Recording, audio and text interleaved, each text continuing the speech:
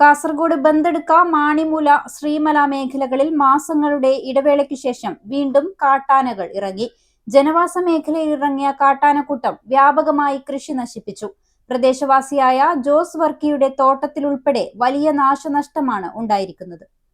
Start your journey with confidence. GTech Education. Fatima Arcade, opposite New Bus Stand, Kasargod. Telephone 7736 100 443 04994 227432. Bandedukka, Manimoola, ശ്രീമല പ്രദേശങ്ങളിലെ ജനവാസ മേഖലകളിലാണ് ചൊവ്വാഴ്ച രാത്രിയും ബുധനാഴ്ച പുലർച്ചെയുമായി കാട്ടാനകൾ ഇറങ്ങിയത്. 2 കാട്ടാനകളാണ് പ്രദേശത്തെത്തിയത്.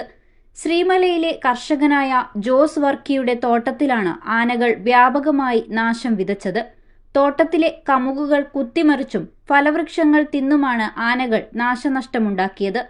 കഴിഞ്ഞ കുറച്ചു ദിവസങ്ങളായി പ്രദേശത്ത് തമ്പടിച്ചിരിക്കുന്ന ആനക്കൂട്ടം തെങ്ങ്, കവുങ്ങ്, വാഴ, കപ്പ തുടങ്ങിയ വിളകൾ ചവിട്ടുമെതിച്ചും പിഴുതെറിഞ്ഞും നശിപ്പിക്കുകയാണ്.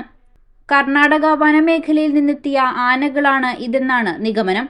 കൃഷിയിടങ്ങളിൽ പരക്കെ ആനപ്പിണ്ടവും കാൽപ്പാടുകളും കാണാം. കൃഷിനാശം വഴി വലിയ സാമ്പത്തിക നഷ്ടമാണ് കർഷകർക്ക് ഉണ്ടായിരിക്കുന്നത്. വന്യമൃഗങ്ങളുടെ സാന്നിധ്യം പ്രദേശവാസികളുടെ സുരക്ഷയ്ക്കും വലിയ ഭീഷണിയാകുന്നുണ്ട്. വന്യമൃഗശല്യത്തിന് ശാശ്വത പരിഹാരം കാണാൻ വനം വകുപ്പ് അടിയന്തിരമായി ഇടപെടണമെന്നാണ് നാട്ടുകാരുടെ ആവശ്യം.